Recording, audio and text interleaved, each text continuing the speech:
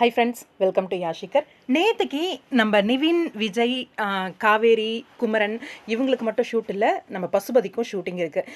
பசுபதிக்கு shooting இருக்குது அப்படின்னும் போது இன்றைக்கி எபிசோடை வச்சு கொஞ்சம் கனெக்ட் பண்ணி பாருங்களேன். இது வந்து ஒரு மைதானம் மாதிரி ஒரு இடத்துல தான் வந்து ஷூட் போயிருக்கு. இன்றைக்கி எபிசோட் பார்த்திங்கன்னா பயங்கரமாக விஜய் மேலே பழிய போடுறது எப்படி அப்படின்னு உட்காந்து யோசித்து தீர்க்கமாக வந்து விஜயை தான் இதில் கோத்து விடணும் அப்படின்னு பிளான் பண்ணிட்டாங்க. அப்படியாவது விஜய் காவேரியை பிரிக்கணும் அப்படிங்கிறது பசுபதி வந்து ரொம்ப தீவிரமாக இருக்கார். அப்கமிங்கும் பசுபதியோட ஆட்டம் வந்து கொஞ்சம் ஓவராக தான் இருக்கும்.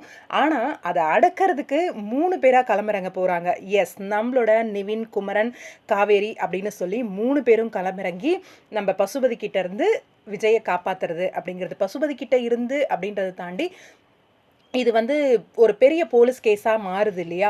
அந்த போலீஸ் கேஸ்லேருந்து விஜயை வந்து எப்படி காப்பாற்றுறது அப்படிங்கிறது. ஏன்னா இப்போ வந்து விஜய் வந்து போலீஸில் சிக்கிட்டாரு அப்படின்னா அவர் பேரில் வந்து கேஸ் ஃபைல் பண்ணிருவாங்க.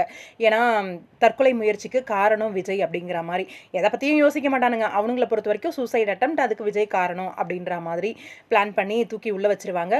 அவர் வந்து சிக்காமல் போலீஸ்கிட்ட எஸ்கேப் ஆகிறது அப்படிங்கிற ஒரு விஷயம். அதுக்கு இவங்க 3 பேர், குமரன், நிவின், காவேரி 3 பேரும் ஹெல்ப் பண்ணி விஜயை வெளியில் கொண்டு வர்றது அப்படிங்கிற ஒரு விஷயம் ரொம்ப சூப்பராக இருக்க போகுது. அப்கமிங் ட்ராக்கு ரொம்ப இன்ட்ரெஸ்டிங்காகவும் இருக்க போகுது. நேற்றுக்கு நிறைய பேர் வந்து அப்டேட் ஷேர் பண்ணுங்கக்கா, பிக்ஸ் எல்லாம் வந்திருக்கு போடவே இல்லை அப்படின்னு சொல்லி கேட்டிருந்தீங்க.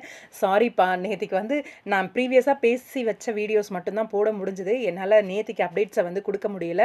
ஃபர்ஸ்ட் ஆஃப் ஆல் சாரி அதுக்கு எல்லாருக்கும். ரொம்ப இன்ட்ரெஸ்டிங்கான தரமான ஒரு எபிசோடாக இருக்கும் அப்படிங்கிறது தான். வெயிட் பண்ணி பார்ப்போம். சீரியல் வர்றதுக்கு, டெலிகாஸ்ட் ஆகிறதுக்கு முன்னாடியே நீங்களாக ஒரு ப்ரெடிக்ஷனை வச்சு நல்லா இருக்காது அப்படின்னு சொல்லாதீங்க.